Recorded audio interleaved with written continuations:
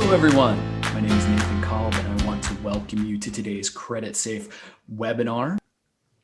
Today we're going to be talking about what goes into the making of a Creditsafe credit score. We're gonna move back the veil a little bit, show you some of the information, the data, the way in which we go ahead and give out or use that information to create a score. And we'll talk about what that score is used for and everything like that here today, as well as in some future webinars. But we're going to be talking about what data goes in there and how is this score, what are the analytics, how does this actually kind of work together to make this work.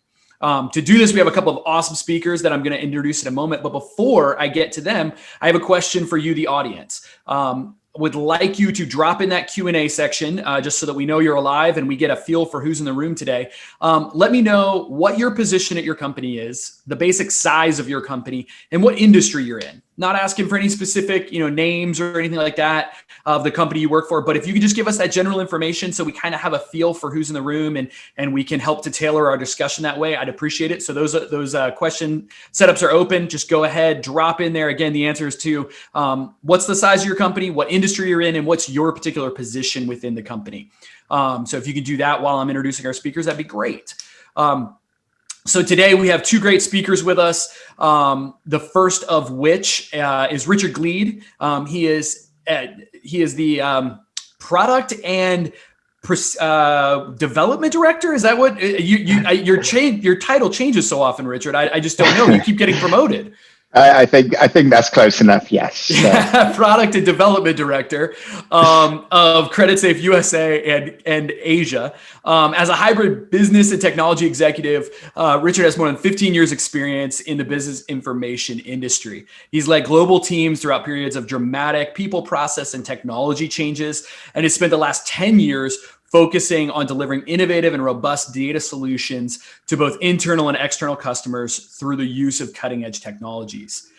We also have Felix Janssen with us, and he is a decision scientist at Creditsafe Global Group and has a long experience working with scorecards, analytics, and credit management optimization. Has been involved in successful projects all over Europe within the business information and collection industries. Felix has developed Creditsafe's generic scorecards and has achieved a deep company data behavioral knowledge application in scorecard analytics, including the US company market.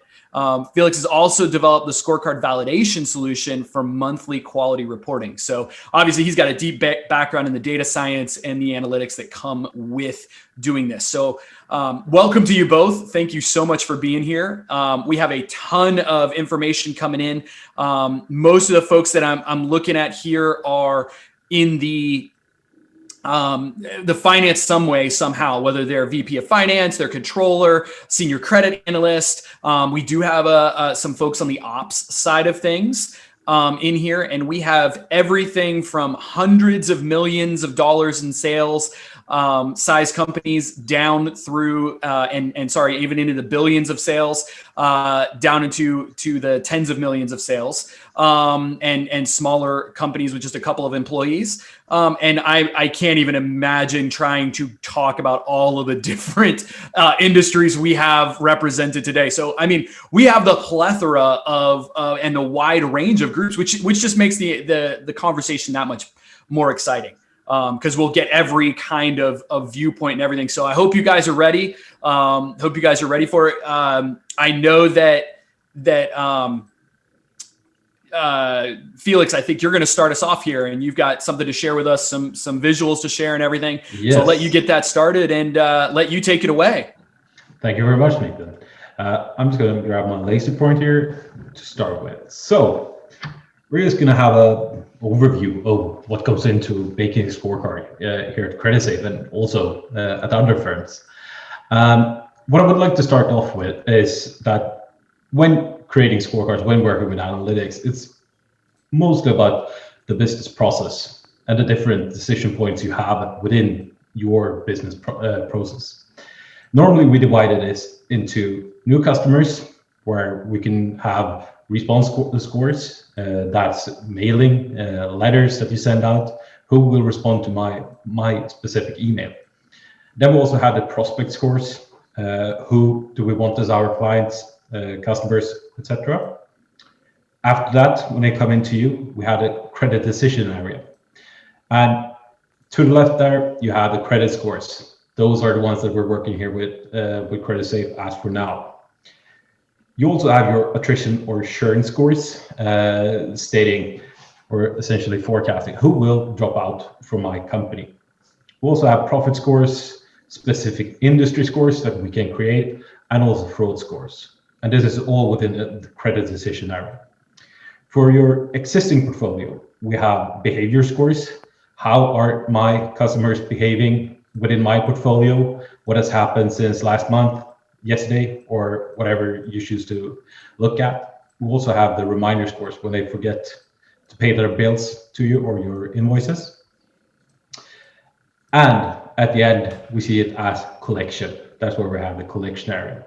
So we have our collection scores who will make at least one payment or to a specific percentage of the debt.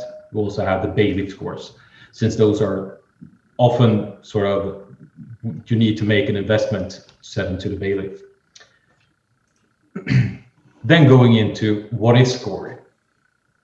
So essentially scorecards as we have them today has been used since the 50s, started in the US with a company called FICO, which I think you all know better than I do, living in Europe. So essentially what we're trying to do with a scorecard is that we essentially have a chaos here to the left. So you essentially have a big pool of companies which all wants to be your customer. You have the green ones, those are the good, as we like to call them. You have the red ones, that's the bad companies that won't make payments or whatever it could be. We have the yellow ones, we usually call them indeterminates. So it's actually really, really hard to know whether they will be good or if they're going to go bad. So that's one of the focus areas when you're developing strategies. And all of this relies on good data quality. So that's what we're striving for. And that's usually the lion's share of our time when we're trying to develop a scorecard, is that we actually have good data quality. We validate them for months upon months, trying to get the perfect data set for each and every scorecard. And what we're doing with our statistical models is that we're calculating and predicting the probability of default. And we do that in order to translate it into a score between 1 and 100, which you usually see on the website. And this PD and score in combination say something about how likely a customer or a company is likely to fail. And we usually, or we do, rank them from low to high risk. So the highest score, lowest risk, the lowest score, the highest risk. And usually we have a 12-month period. So from the date that score is calculated, we look forward 12 months and we're predicting. The PD is sort of valid for a 12-month period when you look at the score. And more of the scoring. Everything we do can be explained. Probably not in this scenario, we won't go into the specific variables for each and every scorecard, but the way we work, we can explain everything. So we don't use any black box processes in order to create a scorecard. So we're usually heavily talking to our local entities, getting their knowledge of the markets, etc., because we can't know everything about every single country there is. We also take care of interactions. So essentially, if you're having multiple variables explaining the same thing when it comes to the risk of actually going into bankruptcy, for example. So that's one thing that a statistical model is really, really good to do. And also everything can be measured. So as Nathan said, with the validation that we have each and every month for our scorecards, we can actually see when things start to shift, whether it's in the distribution of the customers among the scores or the distribution among the customers when it comes to the variables themselves and the groups that we'll look into later on in this presentation. So we can get a sort of head start when we see that things start to shift, and also the forecast versus the actual outcome. And all of this is done, as you can see here on the right-hand side, to rank your customers or every single company that is active within the US, for example. So we get that bad customers are usually or are in the bottom. We have the yellow ones in the middle area and the green ones or the good ones here on top. But there's also, since it's statistics, you will never sort of see all the greens in one area, all the reds in one area. There is sort of a shift of green ones down to the red ones and vice versa. Let me go to the next slide. Yes. And when we're creating a scorecard, it's more or less the same in each part of the world. We try to gather as much information as possible regarding the companies. And on the left-hand side here, we have just a few of the different areas and within those areas, we have a multitude of variables to select from. So usually we have financials, we have payment data, director data, descriptive data or demographic data, activity data, and changes. Then essentially the first thing we start with when we have the data in place is that we look at the population design. So which are the segments that we want to use? That's your limited companies versus non-limited companies and the groupings within those. We select the time period. So we need sufficient data going back in history where we're trying to predict the future. Also, taking place after that is that we have a univariate analysis. And what that means is that we look at each and every single variable that we want to put into a scorecard. And as I wrote here, it's hundreds of variables. We're looking at the distributions of them, the quantiles, the mean and median, for example. And we're trying to select the best possible variables with the highest amount of coverage. So non-missing values for the companies. What we do then is essentially we bin the variables. So we create different groupings, as we can see here on the right-hand side. We'll go to that quite shortly. Essentially trying to have find patterns within the variables, going from worst to best, and trying to set the sort of demarcations within those groups to get the best possible split between the worst companies and the best companies as well. We use something called stepwise logistic regression, if that's something that I would want to look up, but it's a really, really good statistical process, has been used since essentially probably FICO, the FICO days. As I said in the previous slide as well, we have something called multicollinearity, which is a mouthful in English for me, which is essentially the thing I talked to before about interactions, where you have several variables as your predictors saying the exact same thing, or more or less the exact same thing. So that is why we use the stepwise logistic regression, because it helps us to sort of eliminate those type of patterns. So we want as many variables from each of the different buckets, not saying the same thing, but together they make a really, really robust prediction of the probability of default for all of the companies that we're having in our data sets. So here on the right-hand side, I just made a really, really quick dummy scorecard, just so you can see what it looks like for me when I sit at my computer and trying to develop them. So we have a bunch of different variables. We have a quick ratio, we have number of employees, and then usually a couple of more if the data is good. Then we have the location also. As I said, we have the bins going from the worst to best, according to something that we call bad ratio. And the bad ratio is essentially the number of bad companies divided by the total number of companies within that bin. And then we also have something called beat estimate, and that's essentially a statistical measure, which helps us when we're essentially calculating the probability of default. So essentially we have a sum of the different beta values, including the intercept, And then we have a formula for that. And then we have the P of a specific company, which we then translate to a score to just have it on the 1 to 100 scale.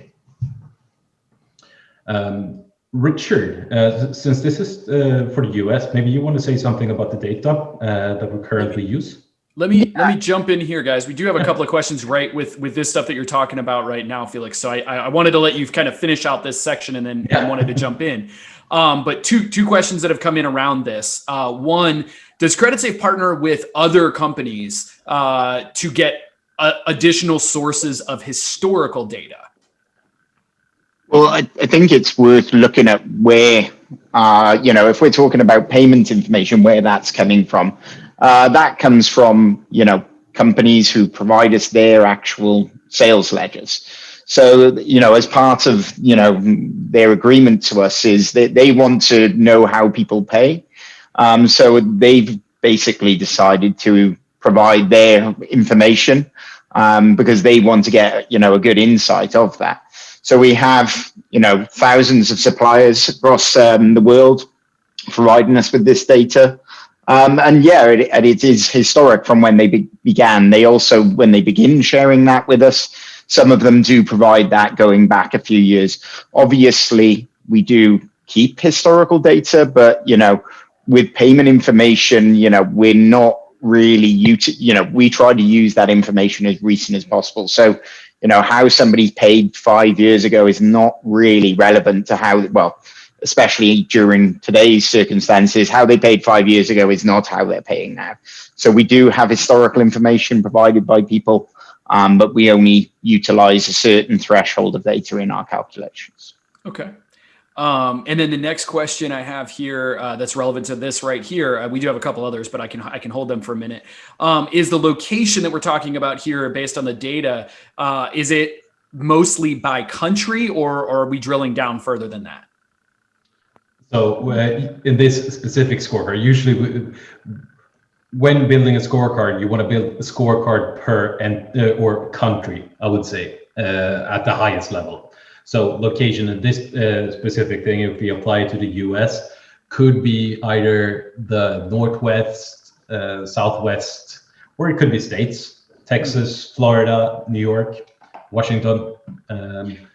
So essentially, it all depends on how the sort of different variables themselves differ.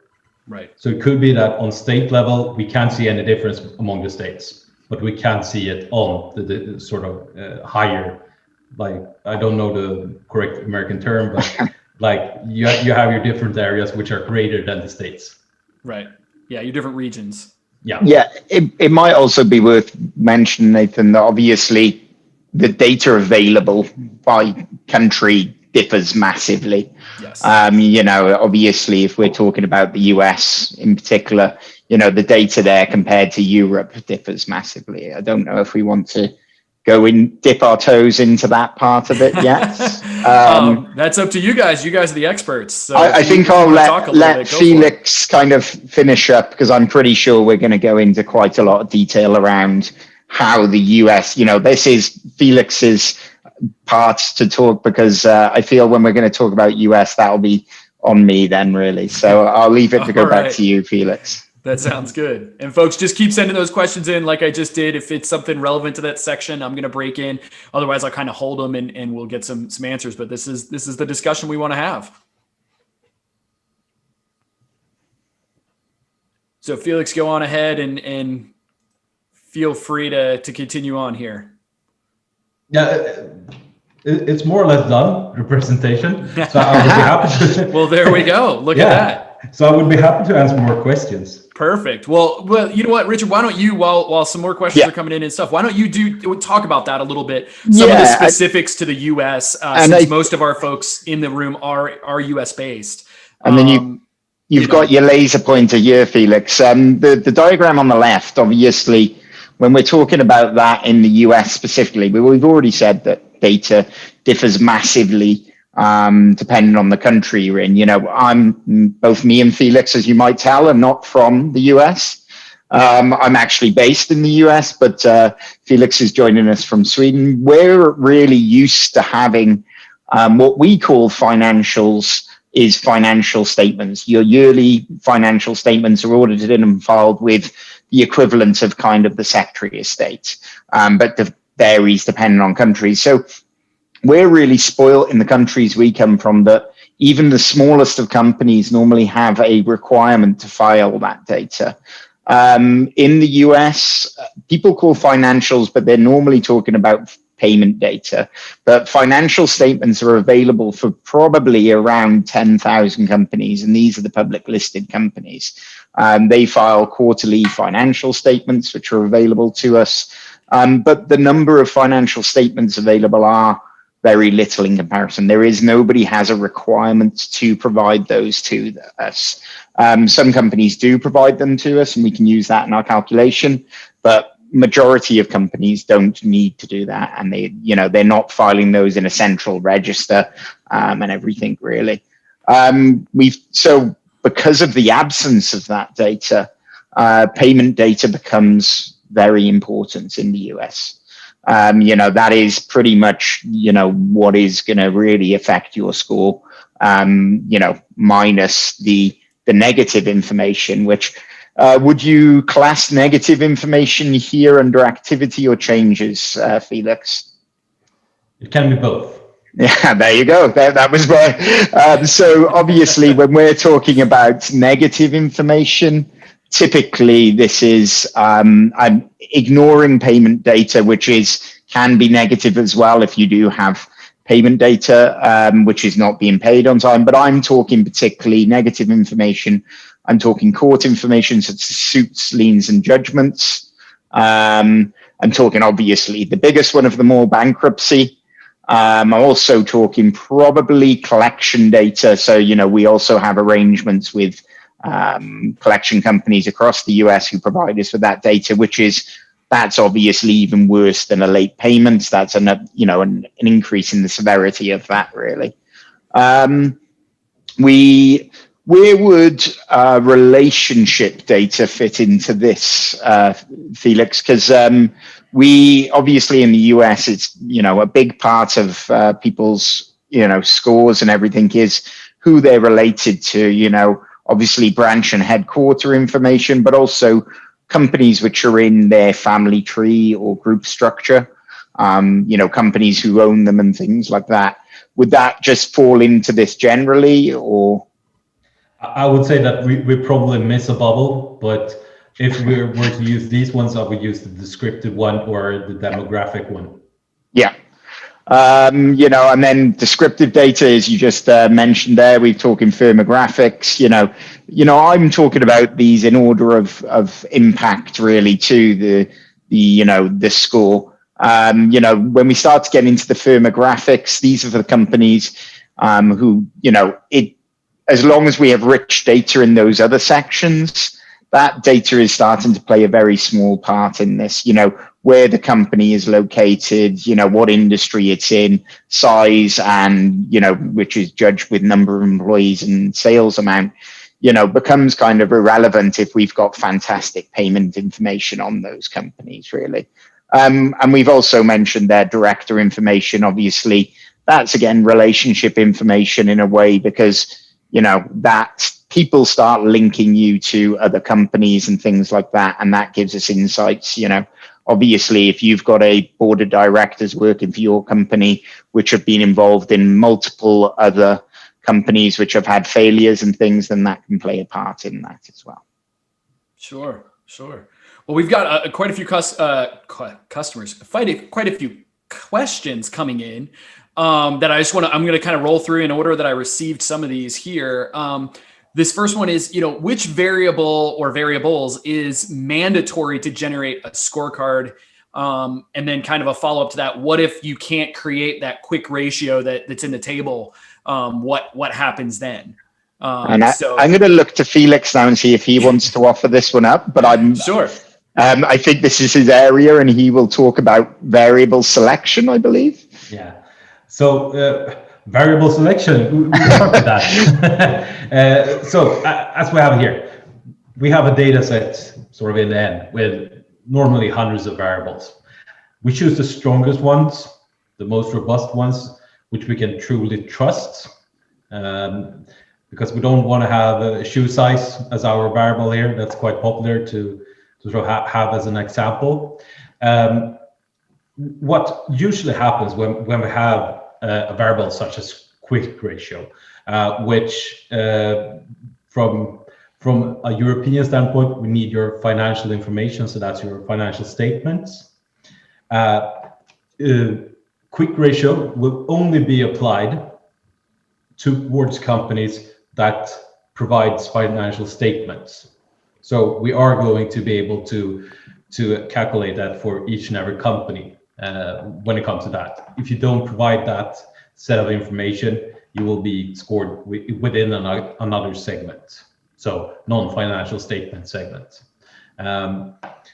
But if you provide some information in your financial statement and we still can calculate your quick ratio, there's usually one bin which will contain your divided by 0 or missing values. So if you don't have any values, you will be assigned to a group. So you will still receive a score.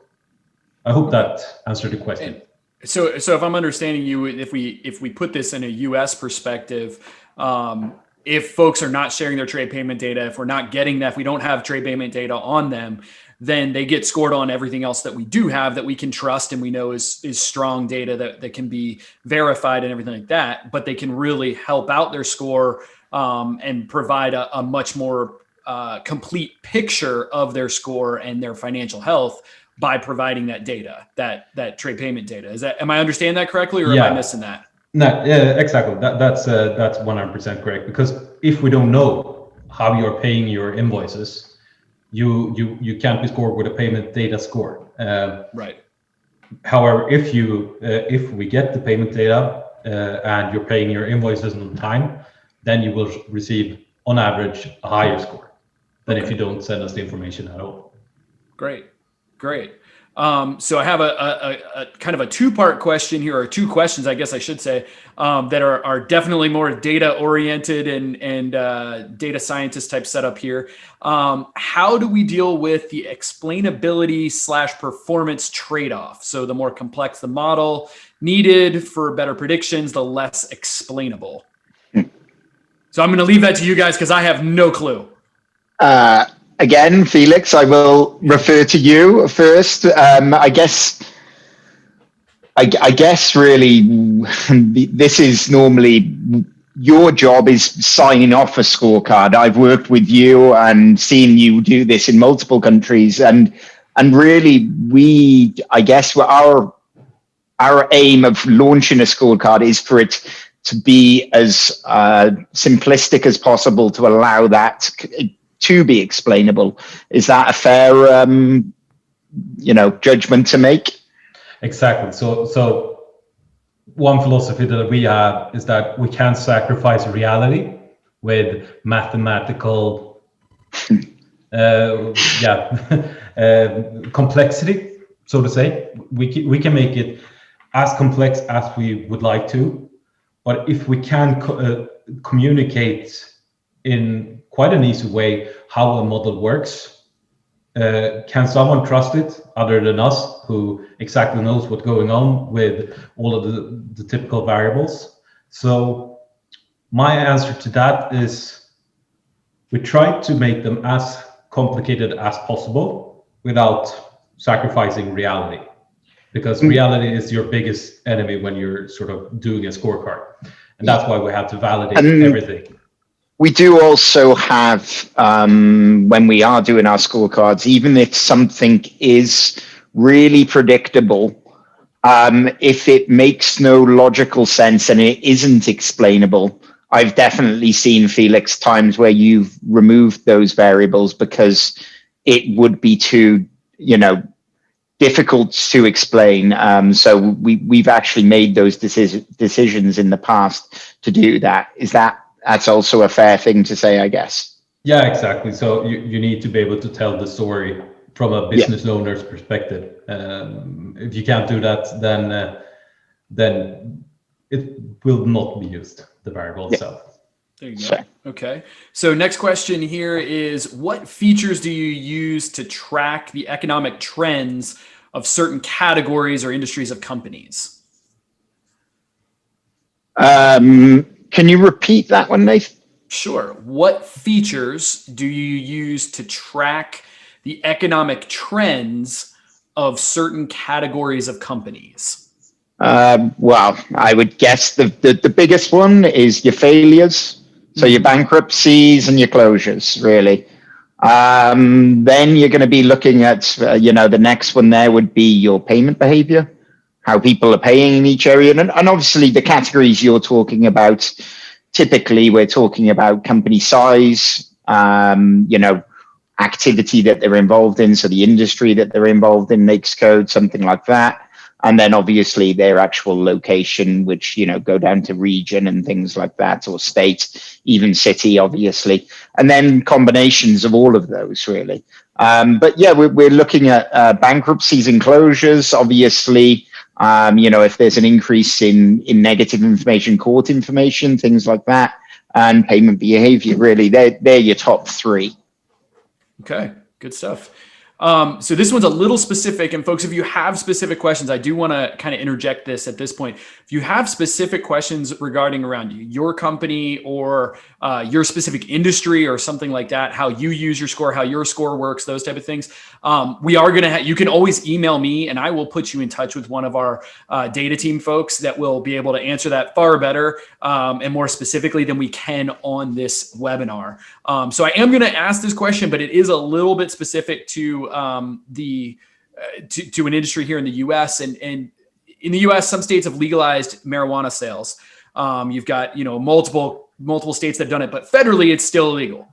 We can't do it on a federal level. So does this affect the scores at all, especially with a lot of banks not being willing to deal with these type of companies? I think, on that one, really, if you look at the granularity of industry codes, they probably don't even fall into a particular industry code. And I don't think there is an industry code for marijuana growth and sale or anything like that at the moment, they would fall into generic industry codes. So apart from looking at the names and things like that, that's the way we'd probably be able to identify what they are. But then if we talk about, if they're making payments on time, if they are performing well, then their score, we got to remember our score is about predicting failure. So it's not about the banks and things like that. That is not this score, So although that they may be having, difficulties obtaining funding, things like that, or, as long as they are making payments on time and they are showing all the characteristics, we would not be, marking them as, identifying them as companies who are potentially going to fail or anything. What I would say is if there was a particular industry which was booming or busting, or the region or something like that, that could become a factor of that and affect their scores then. Sure. Yeah, the algorithms aren't reading their names and trying to determine what specific thing they're doing. They're looking at that as a general industry but setup. if, for example, they were all registered in a particular industry code, and then, that industry was being heavily hit by suits, liens, and judgments, and also bankruptcies and was paying late, then their scores would be affected by that. Yes. Okay. So I have a couple of questions here about payment data. So the first one is, are companies self-reporting their payment performance, or is their payment performance being collected from the suppliers? So both is the answer. Predominantly, if you think about it, we're going more from suppliers than that, because I can, get a supplier who can supply me data on millions of companies, whereas self-reporting is tending to come from a product we have called My Creditsafe, where it allows people to own their credit reports and provide us with more data to make a more informed decision on them. So, that there is self-reporting, there is the ability to do so. We have automation software put in place to allow companies to do this. I would say that also is a factor of providing data to Creditsafe, your own data on how you pay and also how you people pay you will help us get a better understanding of the company and could improve their score, obviously, or could become a positive factor in their credit score. Sure. Okay.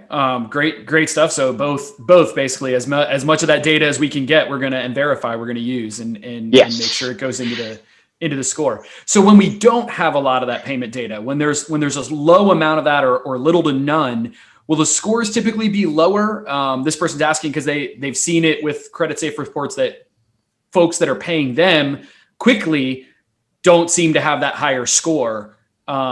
But I guess the assumption there is maybe they're not sharing payment data, so it's not being reported.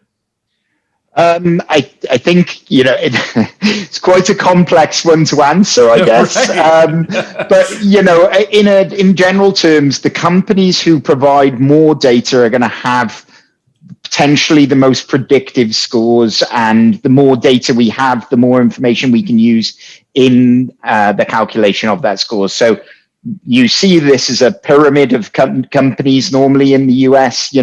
The very large companies are at the top of the pyramid. They provide us with fantastic amounts of information. Say there is financial statements available. They're publishing those every quarter. We know a lot about those. Then you've got the kind of medium size, which is a very large part of the middle of the pyramid, which is, we're more reliant on payment behavior and things like that, and all the other data we mentioned. And then you've got this bottom bit, which is everybody really kind of struggles to do, is the very small companies, which make up a large percentage of our database, or not even our database, the whole of the US market. These are the ones which, very small businesses, they really need to focus on providing trade data. They need to get their suppliers to provide it. They also need to look at joining services where they can monitor their own credit report, ensure it's factual, things like that. Those companies, we do have, a good coverage of data, but we do also have a secondary product in place, which there is quite often, if I'm just a single man, a one-man band company, I think you would call it a mom and pop here, Nathan. Mm-hmm. Yep. The likelihood is that the data will not be very rich on these ones. And we do provide a service called business principal reports, which is effectively, you can leverage a consumer credit report for the reason of business without it being a hard pull. So that's, basically, if you're dealing with me as a company, Richard Gleed as a company, you would be able to pull a consumer report on me without it affecting my personal credit. You would then be able to leverage that information to help you make a decision as well. So, although we strive to get the data coverage on the smaller companies, if it isn't available, we do then provide the BPR reports to do that. There we go. We've got one more, one that's specifically around the payment data here that I want to get to, and then we got a bunch more questions. So we'll just have to keep trucking along here. We love getting to answer all these questions. How do we confirm that the payment data is accurate when a company self-reports? And I think this is a question a lot of people have, and I know we kind of expected this one to come up. So either of you, whichever one would like to answer that, go for it. Yep. Yeah, I'll take that one. So we, the best thing is we provide, they have to provide proof. And then we contact those companies. So a lot of those companies, if somebody says, here's an invoice for this company, we will contact them and ask them to confirm that. What we're aiming for is actually to get that company to actually supply us data. Then they would know, it would no longer be self-reported because it would be reported by them. But we also do things like linking it to their financial statement, their accountancy system, and we verify it using AI and things like that. So, but the basic thing is obviously we're looking for anything suspicious. We're vetting that data. That's really the crux of that product is really it takes a lot of time and effort to do so, and to verify that data. If a company is reporting millions of dollars of great trade, but it's a small one-man band company. We've got a lot of data rules in place to flag that up as some potential problems that we can look into then, really. So hopefully that answers that one. Yeah, we always want to make sure that we can verify anything that we're putting out there. There is, there are services out there. I've seen in the attendees, we have Steve in the attendees from eCredible. He is one of our partners, and they provide, they verified payment data as well. And then they provide it to not only us, but to other companies. So there's a lot of services out there which we take advantage of. But yeah, it is all about not improving your credit report necessarily, but improving the data which is on there, the coverage of data generally. That could result in a positive thing, but we don't guarantee anybody improvements to their score. Sure. All right, so we're going to move on a little bit here and talk about a few other things. Can you go over again what things are contained within the activity data and descriptive data? So if you could just, Felix, if you could just give us a quick overview of those things, or Richard, I don't care which one, on those two areas, just so that folks have a better idea what's in there. Yep. Should you start, Richard, or should I? I will leave it to you, and then I'll jump in as needed. Thank you very much. So your descriptive data or your demographic data, that's essentially information about your company. So what industry, which state, country, region are you active within? Your activity data, that could be how sort of are you still trading? What are you trading? How much? Different, it's closely related to the changes as well, where we have essentially changes within variables or changes. How should I put it? So you have your summons, for example. So we have a record of you being summoned, or it's a lien taken out. Changes are when it happens with that, something happens with that record. So either you get an additional lien taken out or it's removed completely. All right. Do you have anything to add, Richard? No, I think that's pretty much covered it. I think if they want to ask more of a question in there, I think I could probably add a little bit more there. But I think, for a, general question, I think you've answered it fine there. There we go. So next question here is, where are we getting our industry code data from? So if we talk about Creditsafe on the whole, typically, I've said, in Europe, we're spoilt, they are centralized. They're normally provided to us one place in the government, and that is then where we fill that information. In the US, we take it from everywhere we possibly can, because there isn't any main official source, there isn't. So, we can take that from kind of SBA data, from the Secretary of State. We also go to, third parties who are providing marketing lists. We're looking for that data because it's, it's not readily available for every single company. So we rank that data by order of, how we trust that, and we pick the most trustworthy one. We also, if we have, combine all of those together, we can look and see that there's a regular occurrence of this industry code. So we're taking it from, there's every government agency, which is all segmented, FMCSA, the SAM.gov. It's not one particular place. We take it from everywhere we possibly can. And then we will rank that data and look for the common ones to decide which ones we actually then utilize. There we go. Got another question here, and this is one that we did expect to hear, and I'm surprised it took this long to get there, but I'm going to ask it now. Do we insert the effect of global phenomena like COVID into the model, and if so, how? I can answer this partially, but I don't know if Felix wants to talk first, because I know there's an official statistical reasoning on this one, or explanation, I guess, on this one. But Felix? Yeah, I can start, and you can sort of take it from the US perspective. So coming from Europe, what we can see in most countries is that since the scorecards are data driven, is that there's really nothing we can do because we're expecting everything to be worse, but the numbers tell us that everything is essentially going better. I think Sweden last month we reduced the number of bankruptcies if you compare it to the last of April, so April 2020, with 50%. So we have a very few companies going into bankruptcy. And also what we have learned from sort of crisis from before, we have the financial crisis like a decade ago.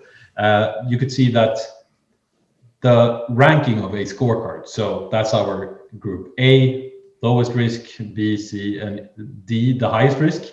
It more or less stays the same, but when everything turns bad, we have a sort of shift upwards of the level of risk. So instead of having an average of, let's say, 2% of the companies goes into bankruptcy, maybe 8% goes into bankruptcy, but the ranking still holds. There's just a shift of the specific line. So, but we are sort of, from our point, we are closely monitoring this and trying to see if we can sort of have some distinct patterns in the data that suggests that it will become sort of a worse time going ahead. Yeah, we did also with our score, we combined our risk score with, we kind of added an additional indicator to that to help people understand and use that in the US. So we do provide that service. And I think if anybody's interested in it, we can provide, kind of a COVID scoring, which then can be used in conjunction with the risk score, or a COVID indicator, I need to say there, actually, sorry. So, there is that service available to kind of, if somebody's in a particularly bad hit industry or a region and all these other things, that would then be used in combination with their risk score to see, how they would apply that to them, really. Right. Yeah. We didn't really change overall the perspective of the risk scores themselves, but we do have that extra indicator that can help to inform the decision making a little bit better. Yes. Yeah. And we are closely monitoring it, as I said. But one thing that we see is that because usually you hear talks about different industries, so hotels and restaurants, for example. But what we can see is that they are, in most cases, when we create our scorecards, that's already a high risk industry to be in compared to everything else. So the high risk industry just became more high risk, so to say, but everything else is also more high risk, even though you can't see it in the numbers right now. Gotcha. Okay.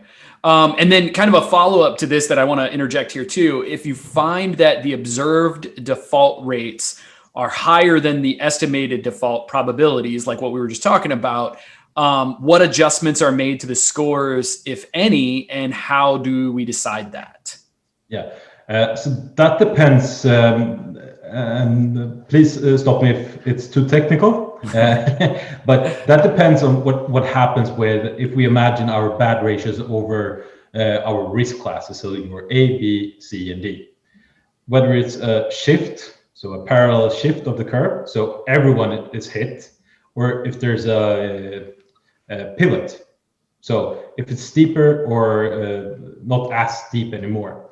If it's just a parallel shift that one can observe over a period of time, you can do something called an alpha adjustment. So essentially raising the initial risk or the average risk of everyone else or of every company. So you just increase that if we have a straight line still.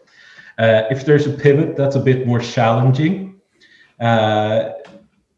One can do several things, but sort of the main thing to look after from our side is that it still ranks. So the scorecard still ranks. That's the most important thing. So A is always better than B, which is better than C, etc. But if that difference start to become so small that it's sort of not significant anymore, then one might look at what are the variables causing this pivot. So it might be that For example, we had a quick ratio question here. If all of the companies suddenly starts to or stops sending information relating to quick ratio, everyone will receive the same beta. So everyone will be bucketed together in the scorecard.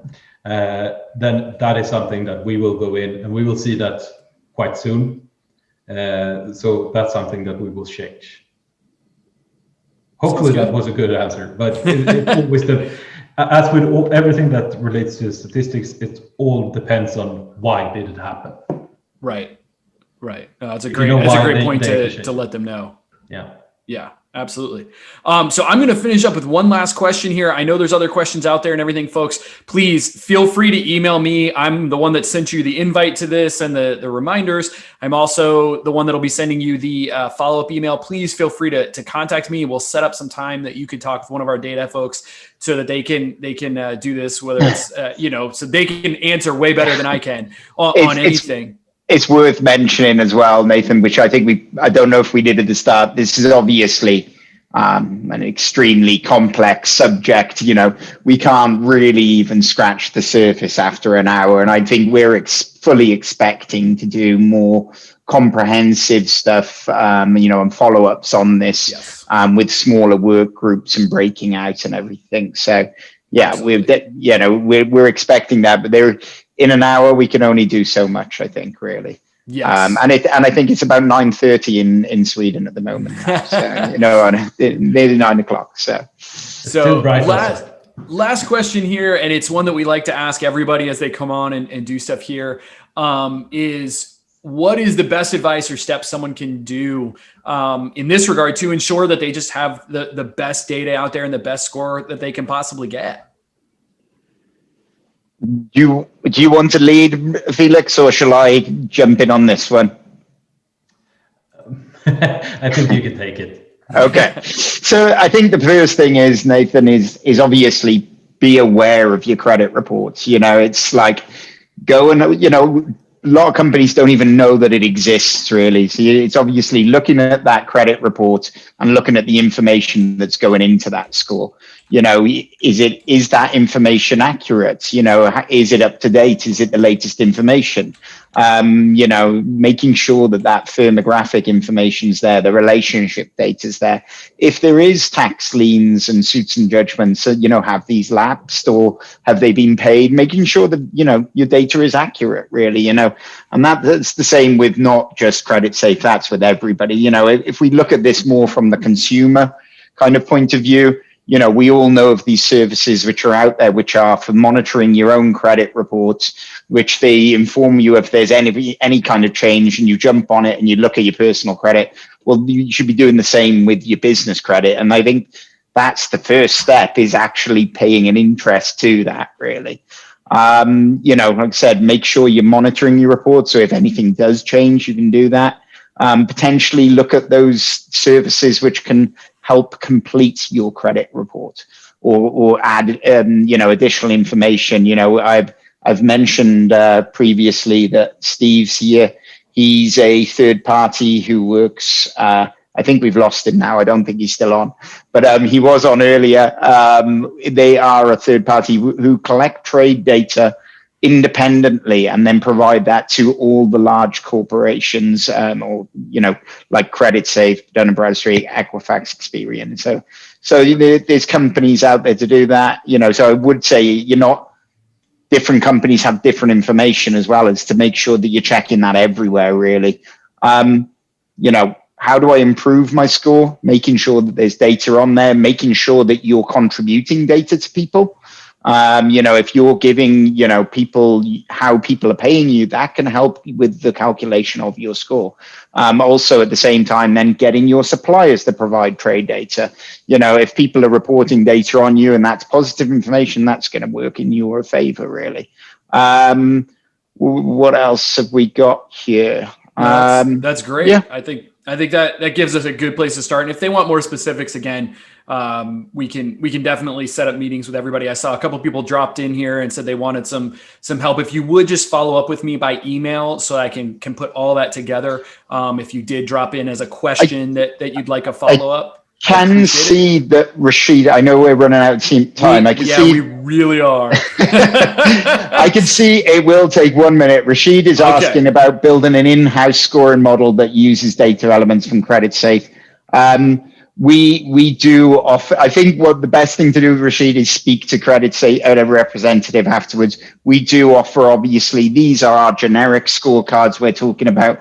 We do offer custom scorecards. So it's, if this, the variables we're talking about maybe don't fit your purpose, that doesn't mean that they can't be, used and created your own scorecard, which does involve those basically. There you go. Sounds good. And just, first of all, Richard, Felix, thank you so much. I know this is a huge topic and it's a lot to cover in a short amount of time, and not knowing what questions will be coming at you.